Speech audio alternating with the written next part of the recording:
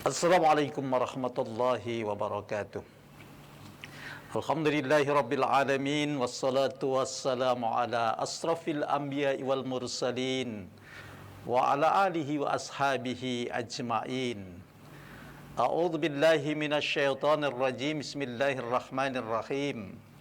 Ya ayyuhalladzina amanu taqullaha wal tanzur nafsum ma qaddamat lighad wattaqullah innallaha khabirum bima ta'malun. Subhanaka la ilma lana illa ma 'allamtana innaka antal alimul hakim. Shadaqallahul azim. Para pemirsa yang dirahmati oleh Allah, rahimakumullah. Alhamdulillah, pada pagi hari ini Allah Subhanahu wa taala senantiasa mencurahkan nikmatnya kepada kita sekalian, nikmat kesehatan dan kesempatannya, sehingga kita masih bisa komitmen menjalankan aktivitas kita, dan yang paling penting adalah kita mengalokasikan waktu kita untuk thalabul ilmi, mengkaji kitab-kitab dari Rasulullah SAW, terutama hadisnya Mukhtarul Ahadis, yang insya Allah kajian kita pada kesempatan pagi hari ini adalah seputar di hadis yang ke-10. Bapak Ibu Saudara sekalian, baiklah kita lanjutkan kaji hadis kita. Bismillahirrahmanirrahim. Ibna Adam, wahai anak Adam, maksudnya adalah manusia kita semuanya, ati taatlah kalian Rabbaka, kepada Tuhan kalian, yaitu Allah Subhanahu wa taala. Tusamma, disebut perbuatan akilan, sebagai orang yang berakal. Wala ta'si, dan janganlah engkau maksiat kepada Rabb, kepada Allah Subhanahu wa taala. Fatusamma, maka disebut atau dinamai perbuatan tersebut jahilan, sebagai orang yang bodoh. Bapak Ibu dan saudara sekalian yang dirahmati oleh Allah, rahimakumullah. Hadis ini diriwayatkan, meriwayatkan akan hadis Abu Naim an Abi Hurairah, dari Abi Hurairah. Bapak Ibu dan saudara sekalian yang mulia rahimakumullah, hadis ini mengajarkan kepada kita betapa bahwa Nabi Muhammad sallallahu alaihi wasallam mengingatkan kita semuanya, anak Adam, ibna Adam, atau ya bana Adam, wahai anak Adam, wahai manusia semuanya, keturunan daripada Nabi Adam. Ati rabbaka tusamma akilan, taatlah kalian senantiasa kepada Allah Subhanahu wa taala, kepada Tuhanmu, tusamma akilan, maka dengan ketaatan itu kamu dikenal atau disebut sebagai orang yang berakal. Dan kemudian dilanjutkan wala ta'sihi fatusamma jahilan, maka janganlah engkau maksiat kepada Allah Subhanahu wa ta'ala, maksiat kepada Rabb kalian, maka dengan maksiat kepada Allah atau kepada Rabb kalian itu fatusamma jahilan, kamu akan dikenal atau disebut sebagai orang yang bodoh. Bapak Ibu dan saudara sekalian yang dimuliakan oleh Allah, rahimakumullah. Hadis ini memiliki implikasi yang sangat dalam sekali. Betapa bahwa hidup yang kita jalani yang sangat sementara dan sebentar ini harus diisi ketaatan kepada Allah Subhanahu wa taala. Ati rabbaka tusamma akilan. Senantiasa kalian taat kepada Allah Subhanahu wa taala, yang dengan itu kalian dikenal sebagai orang yang berakal, orang yang berfikir dengan menyiapkan masa depan amal yang gemilang. Kenapa? Karena kita menyadari bahwa dunia itu adalah medan amal, medan perjuangan, medan amal soleh.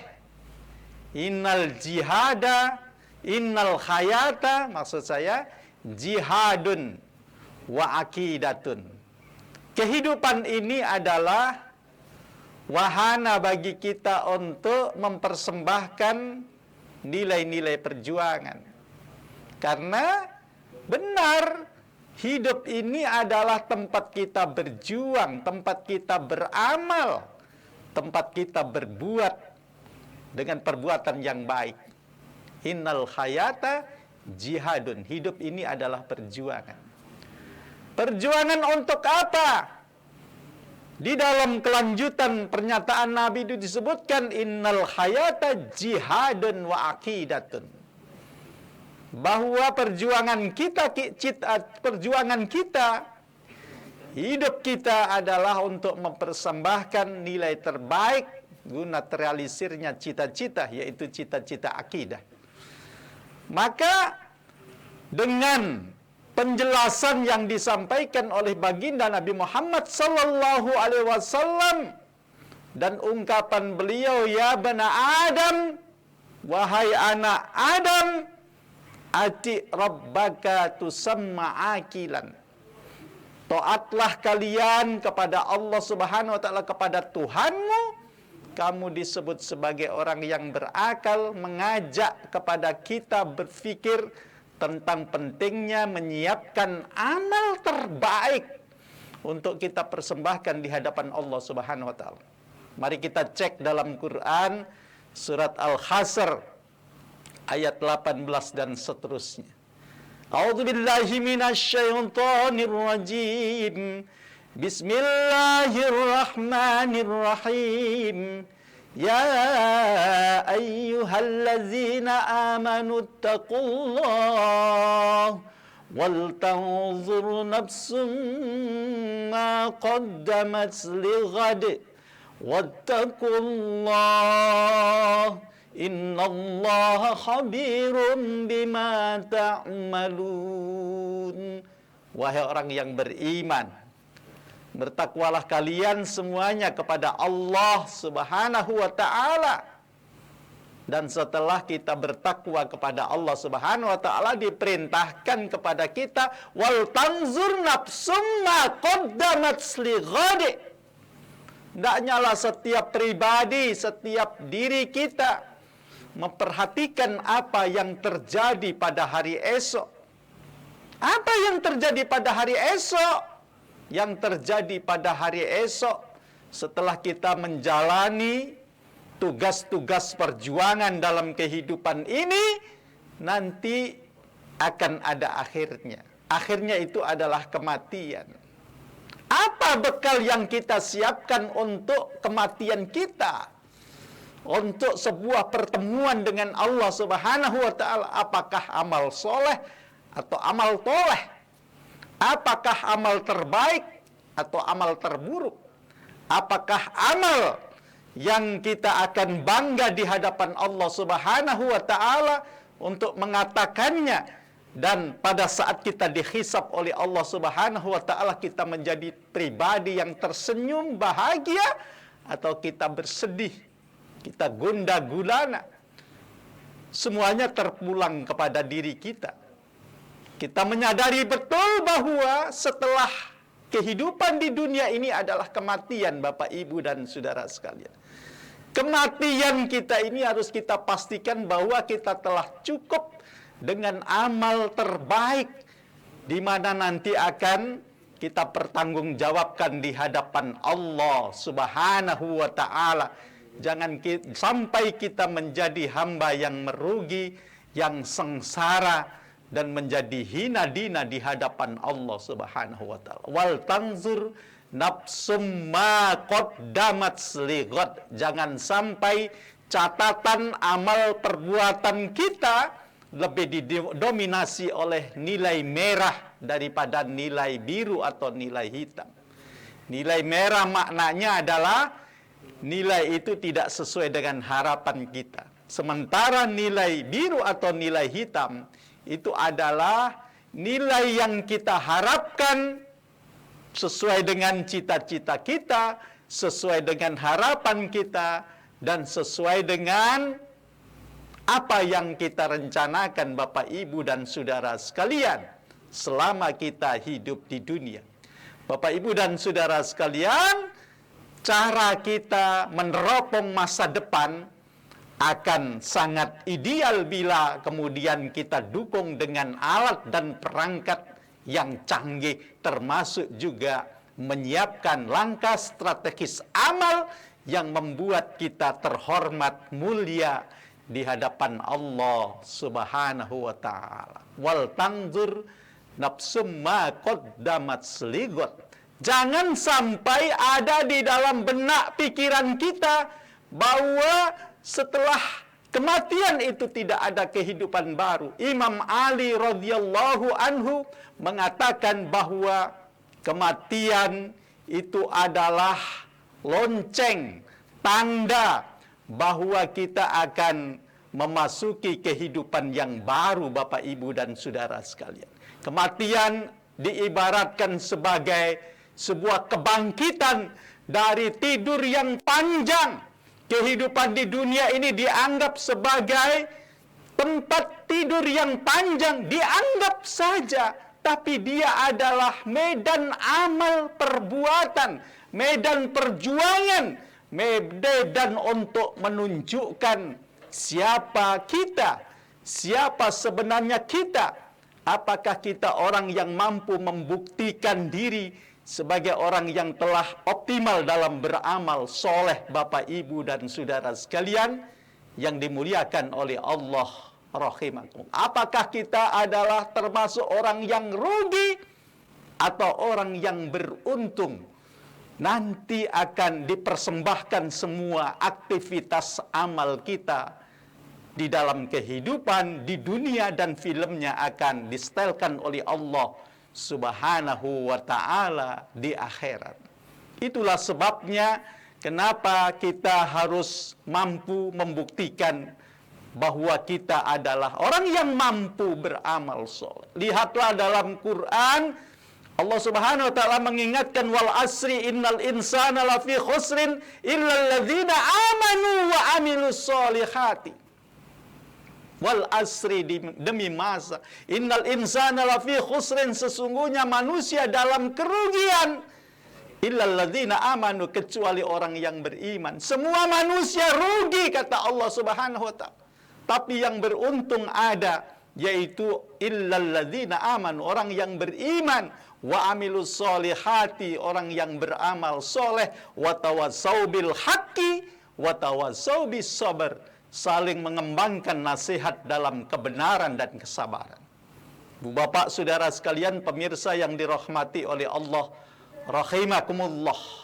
Karena itu yang perlu kita perhatikan, karena itu yang perlu kita perbuat, karena itu yang perlu kita lakukan adalah bagaimana kita memastikan bahwa kita adalah orang-orang yang memantapkan dan memelihara, menjaga iman ini dalam setiap waktu kita. Jaddidu imanakum bila ilaha illallah, perbaharui terus imanmu dengan memantapkan komitmen keyakinan kita tentang la ilaha illallah, tidak ada ilah yang layak disembah kecuali Allah Subhanahu wa ta'ala. Kemudian yang kedua yang kita perlakukan, yang kita perlukan adalah merecek amal soleh kita, merecek perbuatan kita, apakah on the track atau tidak. Wa amilus solihati, dan orang-orang yang beruntung itu orang-orang yang beramal soleh. Dan yang ketiga adalah terus mendakwakan nilai kebenaran di tengah-tengah kehidupan, sesuatu yang bersumber dari Allah dan Rasulnya. Wa tawassau bil haqqi wa tawassaw bis sabr, saling mengembangkan tausiah dalam kebenaran dan kesabaran.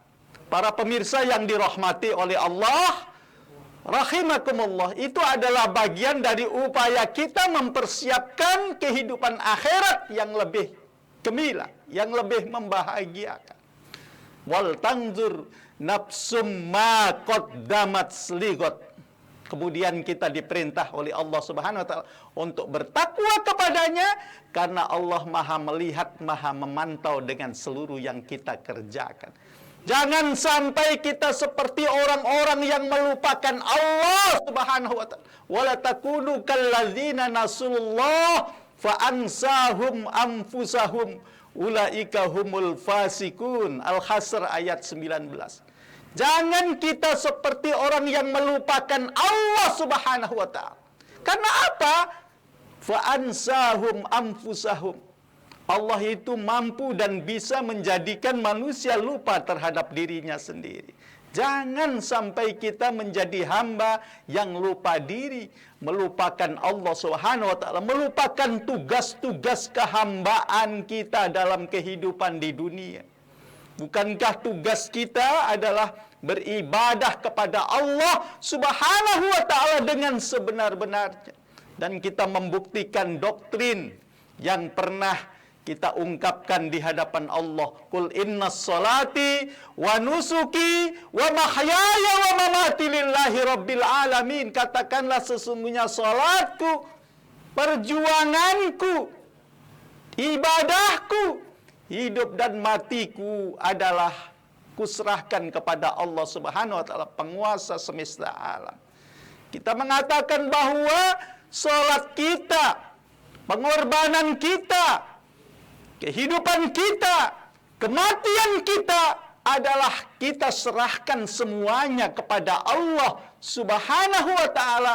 Harus kita buktikan dengan amal yang maksimal, dengan ibadah yang mantap, dengan senantiasa merasakan bahwa hidup kita ini tidak ada artinya tanpa Allah Subhanahu wa taala, lalu menjadikan Allah Subhanahu wa taala sebagai kekuatan yang seharusnya bisa mengelola dan mendukung seluruh aktivitas kita. Karena kita memang melibatkan Allah Subhanahu wa taala dalam urusan kita. Jangan sampai kita merasa hebat sendiri bahwa segala sesuatu yang menjadi beban kesulitan itu hanya kita sendiri yang mampu. Kita memang disuruh berusaha oleh Allah Subhanahu wa taala, tapi kepastian atas usaha kita ini harus kita serahkan kepada Allah Subhanahu wa taala. Berusaha itu hanya menjadi bagian dari tugas kemanusiaan dan keinsanan kita. Memang kita disuruh berusaha dan berdoa, tapi semua hasilnya kita serahkan kepada Allah Subhanahu wa taala sambil kita minta dibimbing oleh Allah bahwa seluruh usaha kita itu adalah on the track, di jalan yang benar. Seluruh usaha kita tidak boleh terlepas dari sebuah syariat dan aturan yang sudah dibuat oleh Allah Subhanahu wa taala. Koridornya adalah Al-Qur'an dan sunnah Rasulullah sallallahu alaihi wasallam. Kita harus senantiasa menjadi hamba yang mengingat Allah Subhanahu wa taala. Jangan sampai kita terlena karena melupakan Allah Subhanahu wa taala. Tidak saja membuat kita hidup akan gelap dan menemui jalan buntu, serta kebuntuan pula dalam menghadapi masalah. Bapak, Ibu, dan saudara sekalian, melupakan Allah itu membuat kita jauh dengan Allah Subhanahu wa taala. Sementara kita zikrullah, selalu melibatkan Allah Subhanahu wa taala, selalu ingat Allah, hidup kita akan bahagia, jalan lempang akan terbuka sedemikian luar biasa. Dan kemudian Allah Subhanahu wa taala akan menunjukkan mana jalan yang benar dan mana jalan yang salah. Bapak, Ibu, dan saudara sekalian yang mulia rahimakumullah, bila kita menjadi orang yang hidup di atas panduan Allah Subhanahu wa taala, maka insya Allah kelihatan surga itu seakan-akan di depan mata kita, walaupun kita tidak bisa menikmati atau belum saatnya menikmati, belum bisa membayangkan keindahan surga sebagaimana dikatakan oleh baginda Nabi Muhammad sallallahu alaihi wasallam, mala ainun ra'at wala udhunun sami'at wala khatara ala qalbin basar. Surga itu belum bisa dinikmati, dilihat dengan mata kita. Wala udhunun sami'at, telinga kita juga belum mendengar yang sesungguhnya itu seperti apa, kecuali yang kulit-kulitnya saja. Wala khatara ala qalbin basar, dan belum bisa dibayangkan senikmat apa, seindah apa oleh alam pikiran kita. Belum Bapak Ibu dan saudara sekalian, baru kulit-kulitnya saja ditunjukkan kepada kita sebagai bahan renungan dan motivasi kepada kita untuk terus beramal, berkontribusi menjadi orang yang bermanfaat Bapak Ibu dan saudara sekalian. Tapi memang berbeda surga dengan neraka. La yastawi ashaban nar ashabal jannah. Ulangi, la yastawi ashabun nas ashabal jannah. Enggak sama penghuni neraka dengan penghuni surga. Ashabul jannati humul faizun.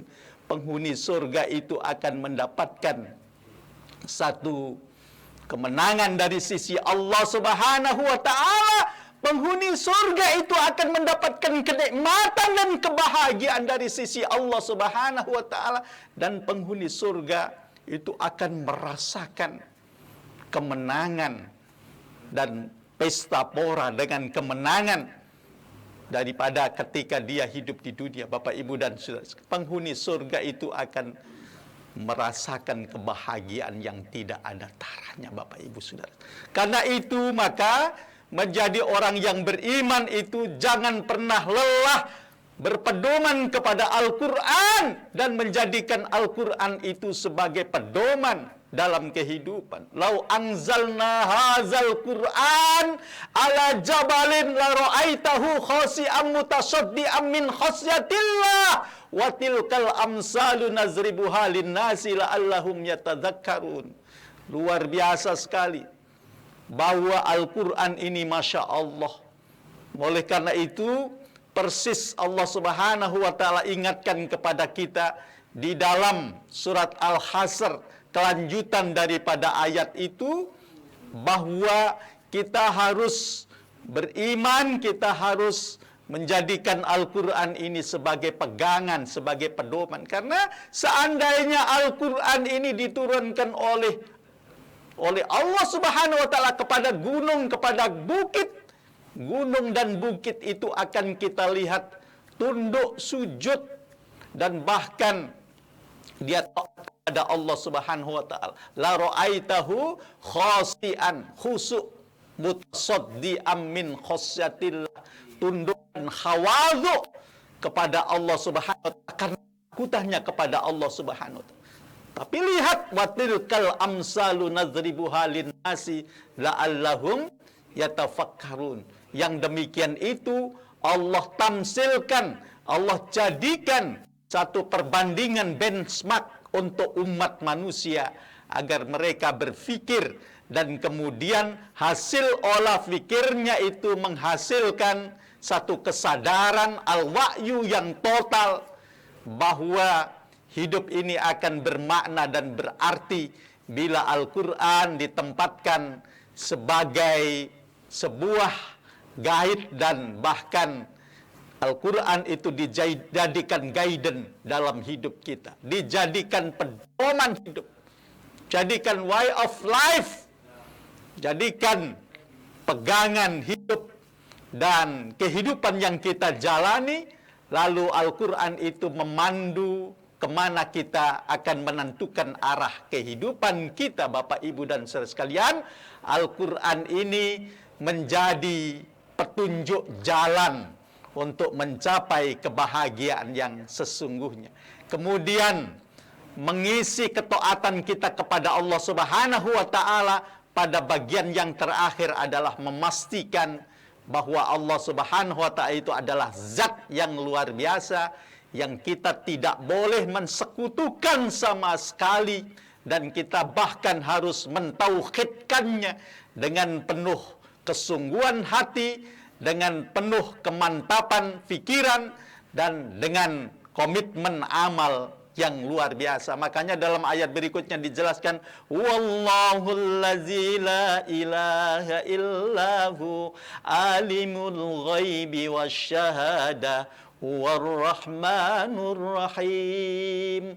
Wallahul ladzi la ilaha illahu al-malikul quddusus salamul mu'minul muhaiminul azizul jabbar azizul jabbarul mutakabbir subhanallahi amma yusyrikun. Wallahul khaliqul badi'ul musawwiru lahul asma'ul husna yusabbihu lahu ma fis samawati wal ardh wa huwal azizul hakim. Tiga ayat terakhir dari surat Al-Hasr ini memastikan betapa bahwa seorang yang beriman kepada Allah Subhanahu wa ta'ala itu harus meyakini bahwa dialah Allah Subhanahu wa ta'ala yang tidak ada ilah selain dia. Dia memiliki asmaul husna yang luar biasa yang kita harus kenali, kita harus fahami, dan kemudian kita harus mempelajarinya agar ketauhidan kita ini semakin dalam.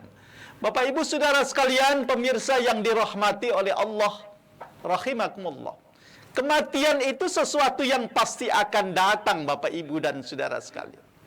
Kematian itu akan menjumpai kita. Lihatlah dalam Quran surat Jumu'ah ayat 8, Bapak Ibu Saudara sekalian. Allah Subhanahu wa taala mengatakan, "Qul innal mautal ladzi tafirruna minhu fa innahu mulaqikum summa turadduna ila alimil ghaibi wasyahadah fayunabbiukum bima kuntum ta'malun." Fayunabbiukum bima kuntum ta'malun. Fayunabbiukum bima kuntum ta'malun. Bapak Ibu dan Saudara sekalian, ayat ini mengingatkan kepada kita, kul innal mautal ladzi tafirruna minhu. Katakanlah, Bapak Ibu Saudara sekalian, sesungguhnya kematian ini adalah sesuatu yang membuat manusia itu berlari daripadanya. Katakanlah, innal mauta tafirruna minhu fa innahu mulaqikum. Katakanlah bahwa sesungguhnya kematian yang kebanyakan orang berlari takut daripadanya, fa innahu mulaqikum. Dia pasti akan datang menemui kalian. Dia akan datang menjumpai kalian. Dia pasti adanya, Bapak Ibu dan Saudara. Fa innahu mulaqikum. Dia pasti akan menghadap dan menjemput kalian. Bapak Ibu dan Saudara sekalian, kematian yang sudah pasti akan datang kepada masing-masing kita itu tidak bisa ditolak, Bapak Ibu dan Saudara sekalian. Dia tidak bisa kita tahan kehadirannya. Idza jaa ajaluhum la yastakhiruna sa'atan wa la yastaqdimun. Jika ajal datang dan tiba, la yastakhiruna sa'atan, tidak mungkin kita minta ditunda barang sesaat saja. Enggak mungkin. Wa la yastaqdimun, dan juga tidak mungkin kita bisa minta dipercepat. Mentang-mentang sudah bosan menghadapi ujian kehidupan yang bertubi-tubi, lantas kemudian menjadi orang yang menginginkan kematian itu datangnya cepat, tibanya lebih cepat dari jadwal yang sudah ditentukan oleh Allah Subhanahu wa taala. Lalu minta dipercepat, tidak bisa. Kalau belum jadwal datang, Bapak Ibu dan Saudara sekalian, tidak juga kematian itu akan datang. Kematian itu tepat on time sesuai dengan jadwal yang sudah dibikin oleh Allah Subhanahu wa taala. Supaya kita menjadi orang yang siap siaga menghadapi kematian yang datangnya sekonyong-konyong, yang datangnya tiba-tiba itu, tidak ada pilihan lain bagi kita kecuali kita ini menyiapkan amal yang terbaik. Jangan sampai kita menjadi orang yang menyesal. Jangan sampai seperti yang digambarkan dalam pernyataan yang insya Allah saya sampaikan di bawah ini, Bapak Ibu Saudara sekalian. Ya man bidunyahu staghol qad gharra taulul amal awalam yazal fi ghaflatin hatta dana minhul ajal al mautu ya'ti baghdatan al kubru sundukul amal isbir ala ahwaliha la mauta illa bil ajal. Ya man bidunyahu staghol, wahai manusia yang disibukkan oleh urusan dunia. Kalau sudah urusan dunia, dia urus habis-habisan. Padahal urusan dunia itu tidak ada selesainya, Bapak Ibu dan saudara sekalian yang mulia dan dirahmati oleh Allah rahimakumullah. Harusnya urusan dunia itu dikalahkan untuk mengurus akhirat. Karena urusan akhirat itu tidak bisa ditunda. Kalau urusan dunia mah bisa ditunda, bisa besok, bisa lusa, bisa yang akan datang. Tapi kalau urusan akhirat harus disegerakan. Karena kita tidak tahu kapan jadwal kematian kita. Ya man bidunyahu staghol qad gharra taulul amal. Sungguh menipu angan-angan kita yang terlalu melambung tinggi tentang dunia. Sering sekali orang tertipu oleh angan-angannya sendiri dan terjebak oleh hal-hal yang remeh-temeh tentang dunia. Padahal sekali lagi, dunia itu hanya sandiwara. Dunia itu hanya tipu daya. Dunia itu hanya kesenangan sesaat. Tapi banyak orang yang tertipu dengan urusan dunia. Qad gharra taulul amal. Awalam yazal fi ghaflatin. Masihkah manusia belum bangkit dari kelalaiannya? Masihkah manusia tertidur dalam angan-angannya? Masihkah manusia disibukkan, dilalaikan oleh hal-hal yang bersifat duniawiah tadi? Dan awalam yazal fi ghaflatin, belumkah dia bangkit dari kelupaannya? Hatta dana minhul ajal, sehingga kematian itu begitu dekat. Al mautu ya'ti baghtatan, mati itu datang dengan begitu cepat, sekonyong-konyong, tiba-tiba. Al kubru sundukul amal, kuburan itu adalah merupakan kurungan amal perbuatan. Kuburan ini adalah penjara bagi amal perbuatan, Bapak Ibu dan saudara sekalian. Isbir ala ahwaliya, bersabarlah menghadapi kehebatan dunia, kedahsyatan dunia, tipu daya dunia, kesenangan dunia yang sesaat itu. Isbir ala ahwaliha, la mauta illa bil ajal. Tidak ada kematian kecuali dimulai dengan ajal. Tidak ada kematian kecuali didahului oleh ajal. Ajal itu pasti dan kematian itu adalah sesuatu yang pasti. Yang harus kita pastikan adalah kita menjadi orang-orang yang berjuang dengan sekuat tenaga, dengan amal yang diperintahkan oleh Allah Subhanahu wa taala, dengan ibadah yang maksimal, Bapak Ibu dan saudara sekalian yang dirahmati oleh Allah rahimakum. Nah, lalu kemudian dilanjutkan dalam hadis ini, wala ta'sihi fatusamma jahilan. Jangan kalian maksiat kepada Allah, karena dengan maksiat kepada Allah itu kita disebut sebagai orang yang jahil. Bapak Ibu dan saudara sekalian, apa sih makna yang terkandung di dalam hadis ini? Kita dianggap pinter kalau kita itu mentaati Allah dan Rasulnya. Artinya kita menyiapkan bekal amal untuk menyongsong kebahagiaan akhirat kita. Tapi kalau kita tidak pernah mikir untuk menyiapkan amal menuju kebahagiaan akhirat kita, kita disebut sebagai orang yang bodoh karena kita tidak berusaha membangun kejayaan kehidupan akhirat kita. Kita merusak kebahagiaan yang dijanjikan oleh Allah Subhanahu wa taala di akhirat. Membangunnya adalah dengan taat, tadi sudah kita pelajari dengan sedemikian banyak. Dengan kita kuatkan kajian kita dengan membandingkan dan melihat surat Al-Hasr ayat 18 sampai akhir, Bapak Ibu dan saudara sekalian. Bagaimana mengisi amal dalam ketaatan kepada Allah Subhanahu wa taala tersebut.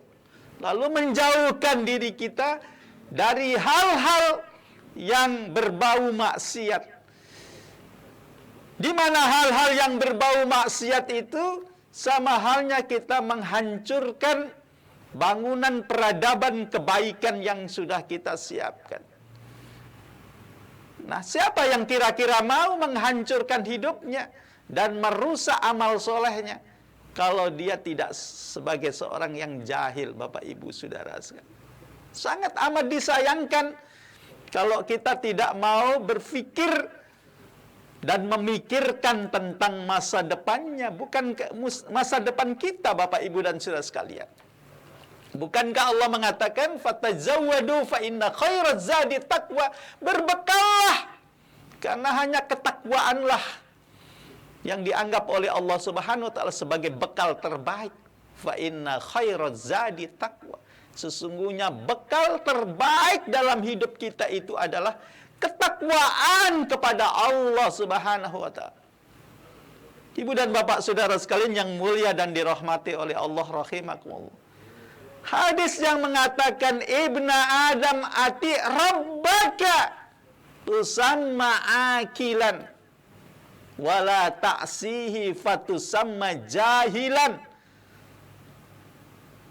Rawahu Abu Hatim an Abi Hurairah, ini sama dan sejalan, semakna dengan hadis Rasulullah yang lain yang mengatakan al-kayyisu man dana nafsahu wa amila lima ba'dal maut wal azizu man ittaba'a nafsahu hawaha fatamanni 'ala Allah Subhanahu wa taala. Al-kayyisu, orang yang cerdas, orang yang pandai, orang yang hebat.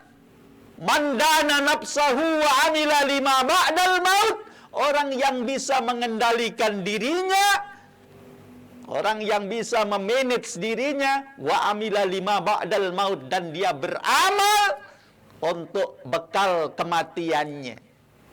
Sementara orang yang lemah, wal ajiju manittaba'a nafsahu hawaha fatamanni 'ala Allah. Orang-orang yang lemah itu adalah orang-orang yang memperturutkan ya hawa nafsunya.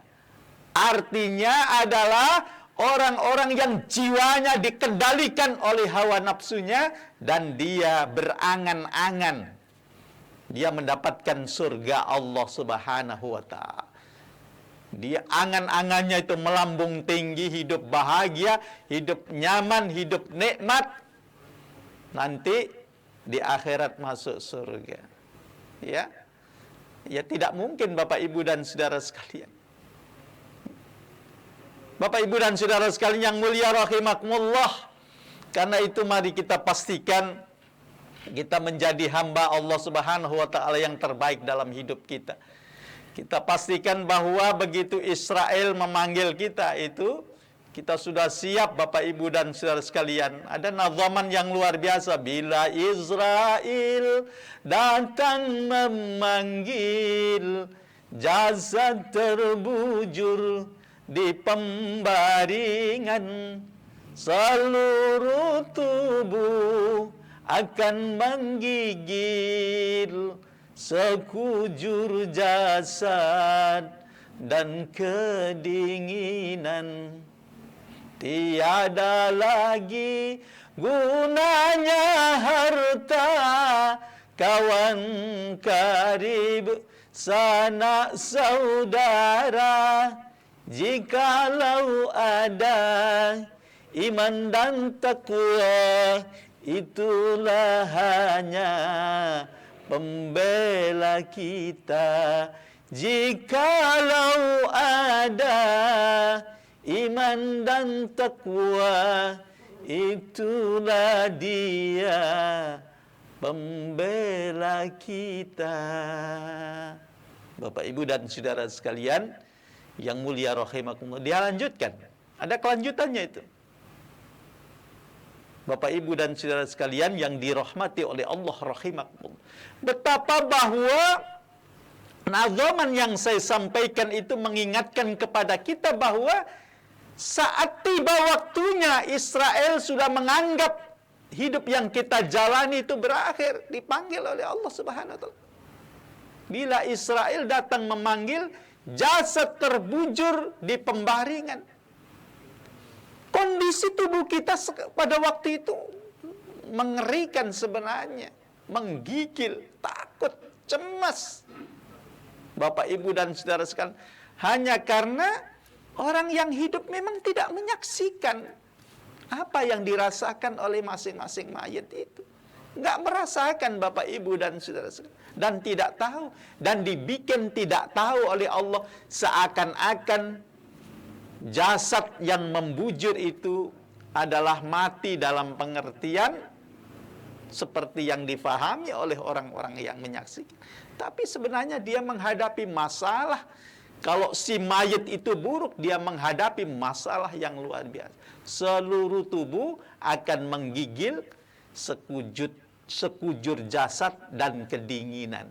Dingin, merasakan penderitaan yang luar biasa sebelum nanti dipertemukan dengan kebahagiaannya Bapak, Ibu dan saudara. Makanya ketika ada orang meninggal dunia, itu kan harus dipercepat pelaksanaannya Bapak, Ibu dan saudara.